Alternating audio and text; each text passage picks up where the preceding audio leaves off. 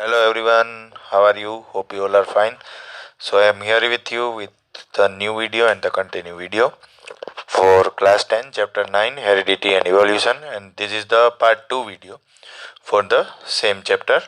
So do watch the video because in today's video you will know about dihybrid cross. You will also know about sex determination in humans. So let's begin today's video. So in our previous video we have studied about mono hybrid cross. So the meaning of mono means single, मतलब कि single gene है उसको cross करवा के हम hybrid बनाते थे। ठीक है, सिंगल जीन में पेयर होती है, तो यहाँ पे डाई जीन है। डाई जीन मतलब दो जीन्स हैं।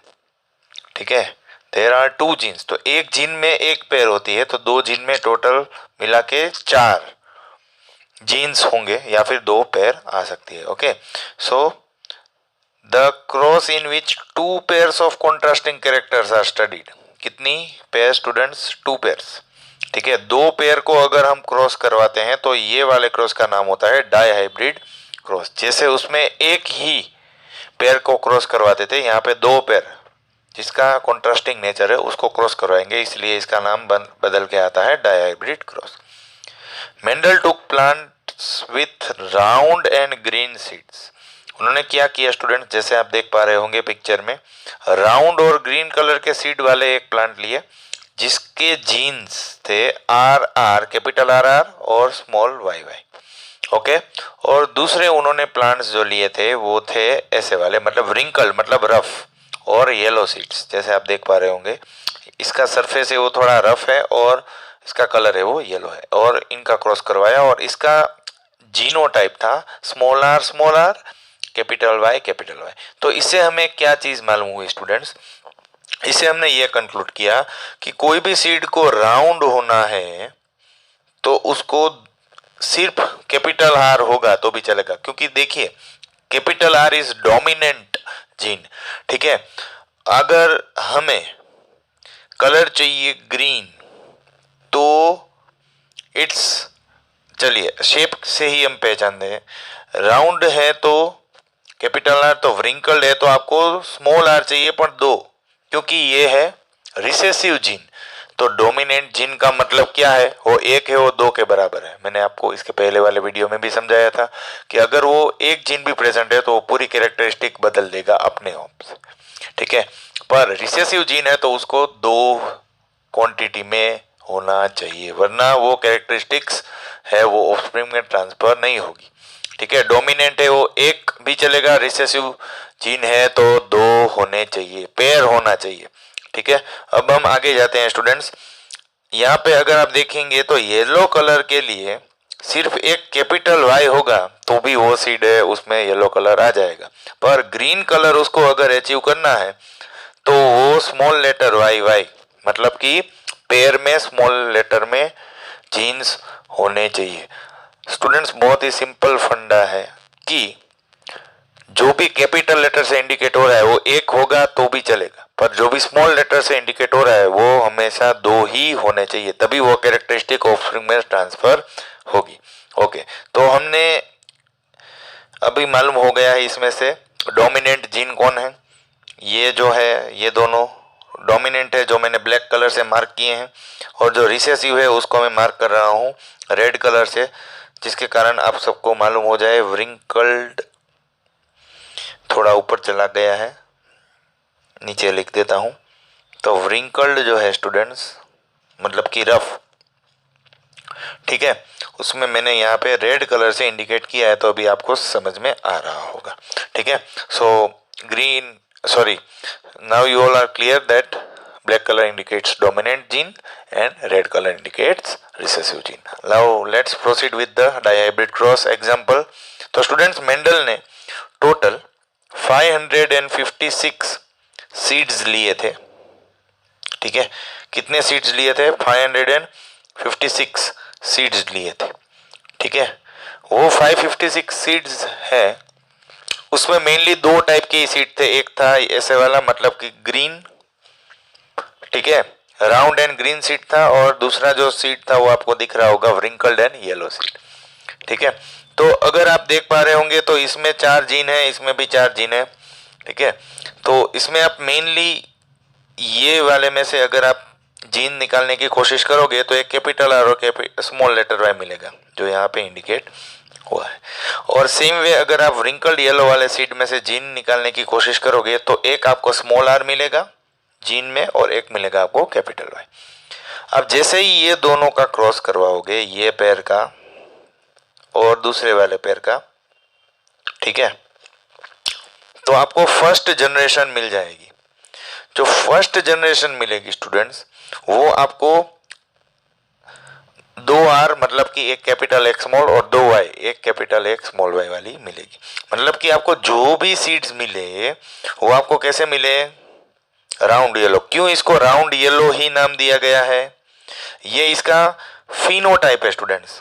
ये क्या है, इसका फिनोटाइप। फिनोटाइप का मतलब होता है फिजिकल स्ट्रक्चर, मतलब कि सभी सीड्स मिले वो आपको कैसे अपीयर हुए, सभी सीड्स है वो राउंड शेप में थे और उसका कलर था येलो। चलो फिनोटाइप इज क्लियर। अब जीनोटाइप क्या होगा, तो जीनोटाइप होगा स्टूडेंट्स ये वाला, जीन्स कौन कौन से प्रेजेंट थे। तो देखिए थोड़ा कॉन्सेंट्रेट कीजिए, मैं थोड़ा बड़े हैंड राइटिंग से लिख रहा हूं, RRYY।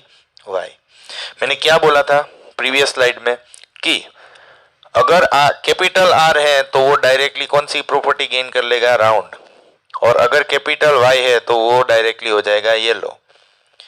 क्योंकि अगर व्रिंकल्ड वाली प्रॉपर्टी चाहिए तो वाई वाई होना जरूरी है, मतलब ग्रीन कलर चाहिए तो वाई वाई होना जरूरी है, और रिंकल्ड वाली चाहिए तो स्मॉल आर होना जरूरी है। Okay, now I think you all are clear कि डोमिनेंट और रिसेसिव का क्या इंपॉर्टेंस है। ठीक है, तो यहाँ पे एक कैपिटल लेटर वाली जो प्रॉपर्टी है वही इंप्लीमेंट हो जाएगी, इसलिए ये सीड है उसका फिनोटाइप आया round and yellow. Okay, now I think you all are clear. Remember students, this experiment was done by Mendel for 556 seeds. Okay, now F1 generation is produced over here as you can see clearly. Now when he just crossed this F1 generation with itself, मतलब F1 generation को F1 generation के साथ ही cross करवाया, R R capital Y small Y, R R capital Y small Y. तो students इसमें से कितने कॉम्बिनेशन पॉसिबल है, what do you think students? 4 combination possible है। 4 कॉम्बिनेशन यहाँ से आएंगे, 4 कॉम्बिनेशन यहाँ से आएंगे। ठीक है, मैं एक दोनों के सेम होंगे तो एक कॉम्बिनेशन में यहाँ पे लिखूंगा, देखो capital R small Y, capital R capital Y, same way small R small Y and small R capital Y.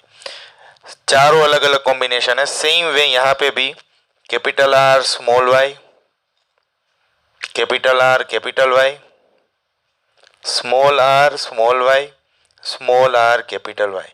ठीक है, तो यही 4 कॉम्बिनेशन एक रो में अरेंज्ड है, मतलब कॉलम में अरेंज्ड है, और ये सभी आपको दिख रही होगी ये रो में भी सेम जीनोटाइप को अरेंज कर दिया है। I think now you all are clear that how this 4 combination you can get. Okay, तो चलिए अभी हम इसका फ्यूजन करते हैं, मतलब क्रॉस करवाते हैं। ठीक है, तो स्टूडेंट्स जैसे ही आप देख पा रहे होंगे यहाँ पे, if you can see, if you just fuse, if you just cross capital Y R into capital Y R, you will get Y Y R R. और जैसे कि आप देख पा रहे होगे कि यहाँ पे ऑलरेडी एक कैपिटल आर और कैपिटल वाई है, तो इसलिए ये सीट कैसा होगा, येलो, और शेप होगा राउंड। सेम वे यहाँ पे आप देख पा रहे होंगे ये सभी रोज है उसमें कैपिटल आर और कैपिटल वाई है, इसलिए ये सभी रोज है उसका शेप सेम है, राउंड और येलो। क्यों? क्योंकि इसमें कौन सा जीन है स्टूडेंट्स, याद कीजिए, इसमें जो जीन है वो है डोमिनेंट जीन। एक है वो 2 के बराबर है, डोमिनेंट जीन ऑलरेडी प्रेजेंट है।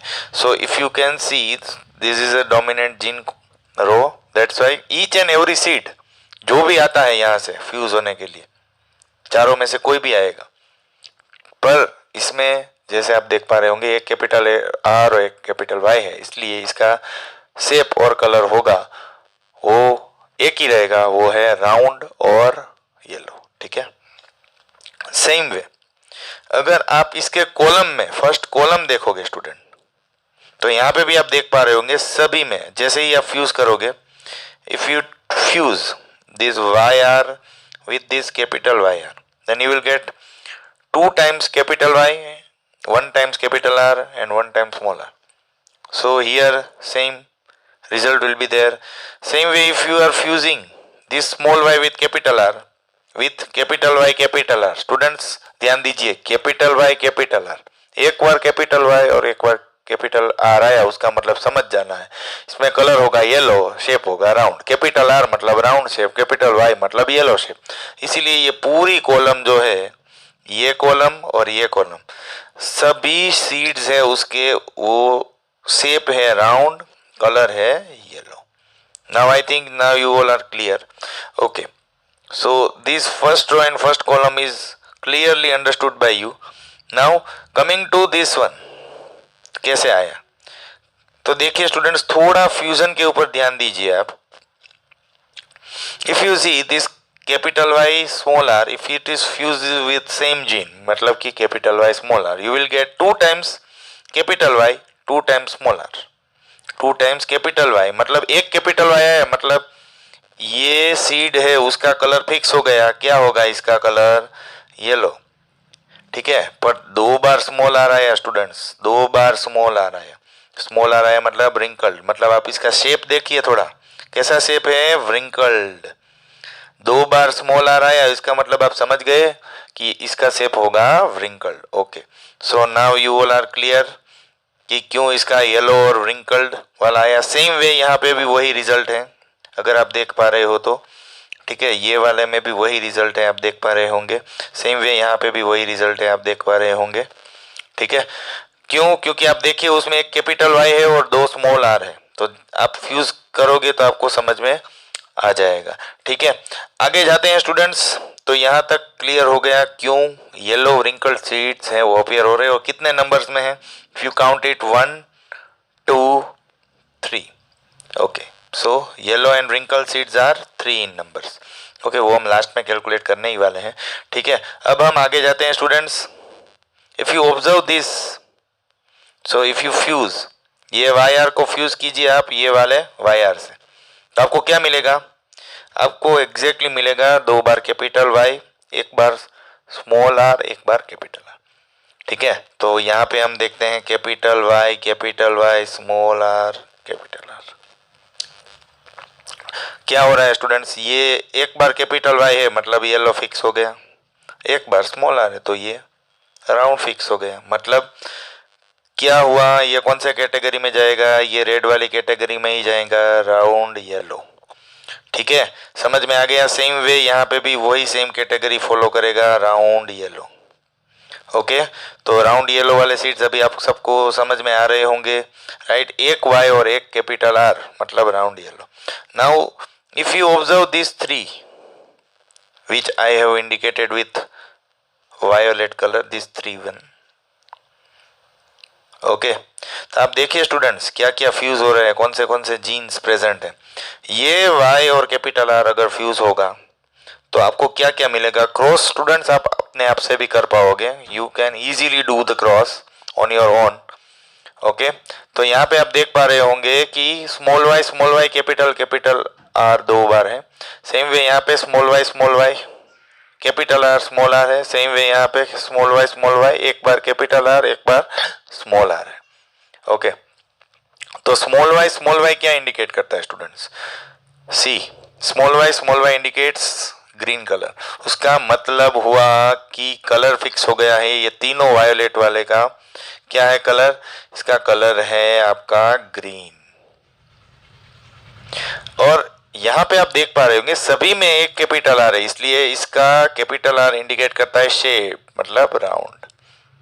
Okay, and same way if you notice this last gene, then you can see that there is 2 small y and 2 small r, which indicates that it has color that is nothing but green and its shape is wrinkled. So I hope आपको सभी shape और सभी colours के बारे में अच्छे से मालूम हो गया है। बाकी क्रॉस स्टूडेंट्स करना बहुत ही इजी है, cross is too easy, you just have to combine row and column. 16 possible combination हुए, अगर आप गिनोगे students total 16 possible combinations are present over here. Okay, 4 combination यहाँ से आएंगे और 4 कॉम्बिनेशन कॉलम से आएंगे, तो टोटल कितने हुए? ये 16 combinations are possible. Okay, so if you count each and every seeds that we have achieved after the cross, dihybrid cross, okay, then what you will achieve? See, count the numbers. If you count yellow and round seed, then 1, 2, 3, 4, 5, 6, 7, 8 and 9. So how many seeds are there? 9 seeds are there. Okay, very good. Now if you count round green seeds are 3 in numbers. Same way if you count wrinkled yellow seeds are 3 in numbers. If you can see, this is one, this is second, and this is third one. Okay, so now you all are clear. Now coming to the last, that is wrinkled green seed. So this is only the one with wrinkled green seeds. Now you may be confused with this F2 generation. This is F2 generation because it has been resulted from the cross of F1 generation, इसलिए इसको F2 generation बोला जाता है, जिसमें हमें 4 अलग अलग variety के सीड्स मिले हैं. ठीक है, पर आपको ये नंबर्स समझ में नहीं आ रहे होंगे, right students? So let's try to make this number very simple and let's try to understand the calculation behind this numbers. Students आप देखिए थोड़ा, 315 कैसे आया? टोटल कितने सीट्स थे? 556 सीट्स थे. ओके, 556 सीट्स में से आपको सबसे पहला 9 सीट्स मिला था राउंड एंड येलो वाले. राउंड येलो के 9 सीट्स मिले हैं. ठीक है, तो उसका मतलब टोटल कितना सीट्स था? 16. सो 9 by 16 number of seats divided by, अगर आप टोटल कॉम्बिनेशंस गिनोगे तो 9. 16 कॉम्बिनेशन में से 9 सीट्स थे जिसका कैरेक्टरिस्टिक्स था राउंड येलो. तो 9 by 16 multiply by 556. So if you are calculating this number, you will get the answer as 314 approximately. Okay, so the answer will be 314. Okay, so now first combination is clear to you. Now coming to second combination, if you calculate for round green, okay, then how many seeds are there? 3 seeds of round green.